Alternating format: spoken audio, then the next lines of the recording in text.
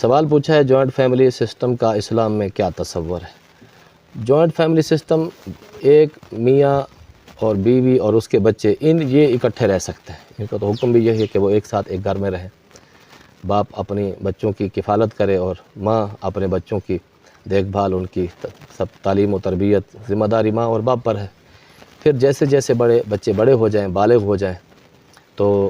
اور ان کی پھر شادیاں ہو جائیں، جب شادیاں ہو جائیں تو پھر یہاں سے سسٹم جو ہے وہ الگ اسلام نے فرمایا ہے کہ جب شادی کرو بچے کی، بیٹے کی، تو جو آنے والی خاتون ہے وہ اس کا شوہر اس شوہر پر لازم ہے کہ اس کے لیے ایک الگ کمرہ، مکان ایسے جس میں اس کو کھولنے کی اور بند کرنے کی کلی طور پر اجازت ہو، ایسا مکان کمرہ دینا شوہر پر واجب ہے۔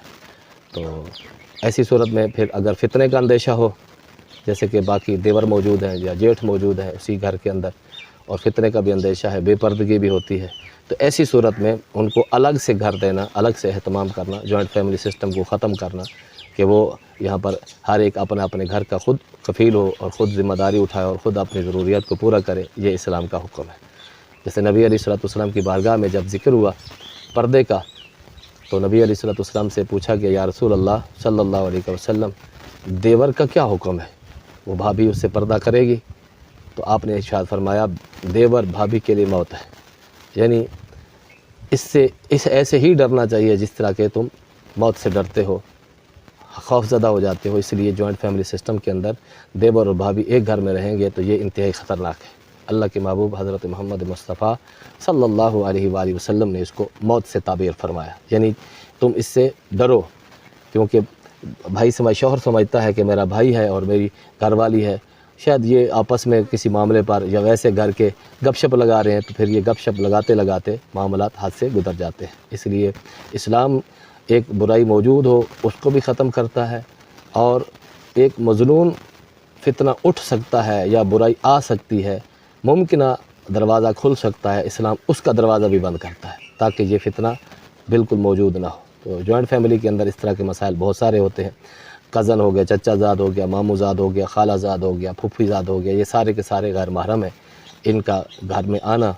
اور خواتین جو گھر میں موجود ہیں وہ چچا زاد ہے، پھوپھی زاد ہے، خالہ زاد ہے یا ماموں زاد ہے، کوئی بھی ہے، وہ بالغ بچیاں موجود ہیں تو ان کا پردہ کرنا، شرعی پردہ ضروری ہے۔ شرعی پردے کا مراد یہ ہے کہ وہ سر کے بال بھی چھپے ہوئے ہوں، وہ گلے تک یہاں پر وہ سارا آگے جو جسم چھپا ہوا ہو، کلائی تک اس کے بازو چھپے ہوئے ہوں، اور ٹخنے تے نیچے تک پاؤں جو ہے وہ پاؤں تک کپڑے اس کے موجود ہوں، اور یہ اس وقت ہے کہ جس وقت گھر کے دیگر افراد بھی موجود ہوں۔ اگر وہ تنہا گھر میں موجود ہے تو کزن کا، چچا زاد کا، ماموں زاد کا، دیور کا اس کے پاس رہنا بیٹھنا، یہ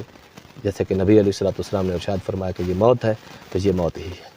اس کی پھر اجازت نہیں ہوگی۔ تو جوائنٹ فیملی سسٹم ہمارے ہاں بہت زیادہ ہے، اس لیے ان کو کوشش کر کے یہ کرنی چاہیے کہ جس بچے کی شادی کریں تو اس کا سسٹم ایک کمرہ اور ایک چار دیواری وغیرہ اس کا سسٹم الگ کر دیں، اگرچہ کھانا اکٹھے ہو، کھانا کھائیں پئیں پھر واپس چلے جائیں، ان کی رہائش وغیرہ الگ رکھیں، کیونکہ جو شادی شدہ جوڑا ہوتا ہے اس کے اپنے جذبات ہوتے ہیں، اس کے اپنے معاملات ہوتے ہیں، اس لیے اسلام نے بھی یہی کہا ہے کہ ان کو ایک سپریٹ نظام دیا جائے تاکہ وہ اپنی زندگی اچھے طریقے سے بسر کر سکیں۔ اس جوائنٹ فیملی سسٹم کی وجہ سے گھر کے اندر مسائل بھی بہت سارے ہوتے ہیں۔ اب وہ میاں بیوی ایک ساتھ بیٹھ کر بات چیت کرنا چاہتے ہیں یا کچھ کھانا پینا چاہتے ہیں یا کچھ بنانا چاہتے ہیں، اور جوائنٹ فیملی سسٹم کے اندر ایسا وہ ہرگز نہیں کر سکتے۔ تو اس لیے جہاں جس کو استطاعت ہے، جس کی طاقت ہے، وہ خود کر لیں، اور جب تک ممکن نہ ہو تب تک جوائنٹ فیملی کے اندر آنے والی بہو کو ایک ایسا کمرہ، ایک ایسا روم دینا واجب ہے جس کے اندر وہ کھولنے اور بند کرنے اور آنے اور جانے میں وہ خود مختار ہو، اس کی اجازت کے بغیر اس کے کمرے میں کوئی داخل نہ ہو سکتا ہو، تب بھی شریعت کا واجب ادا ہو جائے گا۔ باقی رہا پردے کا معاملہ تو اس پردے کے معاملے کے لیے احتیاط ضروری ہے۔ واللہ تعالی اعلم بالصواب۔